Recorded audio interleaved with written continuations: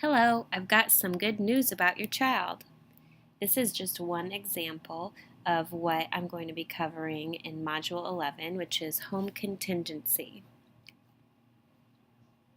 Oops. It's important to make contact with parents and build a solid partnership for a lot of reasons. But a really big one is that because parents are so influential on their children, that by being partners with the parents, you can really accomplish a lot for that student. There are several ways to allow parents to be aware of their children's behavior. A pretty easy one is the phone call. It can establish a positive parent-teacher relationship. It makes it easy for parents to share ideas or strategies that might be useful for the teacher to use. And it gives the parents an opportunity to talk about issues at home with their child, which would reinforce positive classroom behavior.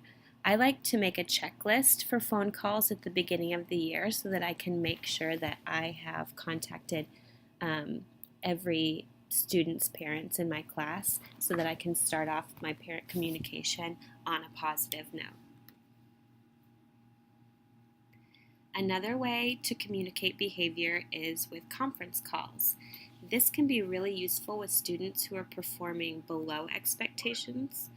And when you make a conference call, it's important to do a specific action plan and consequence, and then also schedule a follow-up date and confirm that so that there's a really solid plan of how you and the parent are going to help the student fix their behavior.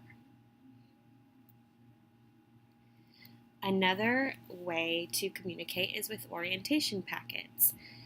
These can contain behavior expectations and other relevant information like school hours, transportation, how lunch routines happen.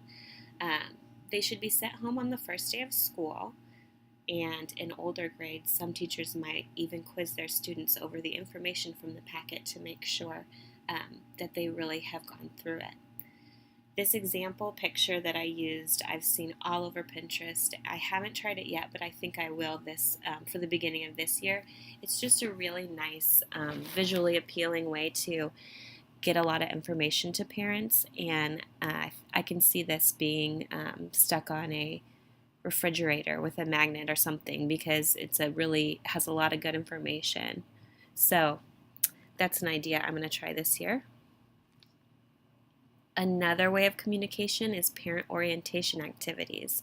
The book gave an example like an informal breakfast, and this could be a time when the teacher can go over their class expectations. It could even be a regularly scheduled event for parents to mingle and kind of make connections and build a community. Another way is notes to parents. Sometimes with certain students you might have to do a daily progress note so that a note goes home every day for the parent to look at and sign and return to keep track of behavior. But it could also be something nice and encouraging, and these kind of notes are especially good for those students that maybe struggle more often than others with their behavior. Establishing a system of consequences to be administered at home. This can be a really powerful tool to connect the student's understanding of their behavior at school with what happens at home. So this is good when other approaches haven't worked. It usually starts with a face-to-face meeting where the teacher can explain strategies that tried but just didn't really work in the classroom. And then consequences can be enacted at home. The way that I communicate with my parents in my classroom, I do it a lot of different ways. At the beginning of the year, I have listening conferences for parents to sign up, and it's just a time for me to listen and for them to tell me anything they would like me to know about their child before the school year begins. I also hand out a parent survey. I send weekly newsletters with updates about upcoming events and what we're doing in the classroom. This year, I'm starting Google Classroom, which I think is going to be a really good communication tool. I did a little screenshot to just kind of show you where I can post things for parents, like newsletters or information. Right now, I have posted a student rewards menu so that parents can know what kind of things that their students can spend their Bobcat bucks that they earn on.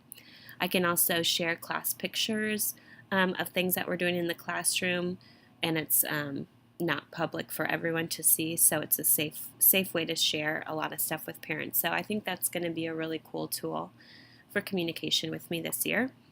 I also do individual star charts for students that have more severe behaviors. And occasionally I will just send a text to some of my parents at the end of the day, like, hey, so and so had a really great day, or, this happened again. But it kind of depends on the parent if that's something that they feel comfortable doing. There's also a lot of, in addition to Google Classroom, there's a lot of digital communication tools out there today. A couple of them are listed here. Remind is a big one where you can send mass texts out to your families, but it blocks them from reply. They can't reply to it, so it's kind of a clean and easy way to send out, like, hey, tomorrow's picture day and stuff like that, which a lot of parents really appreciate. And these are my references, so thank you for listening.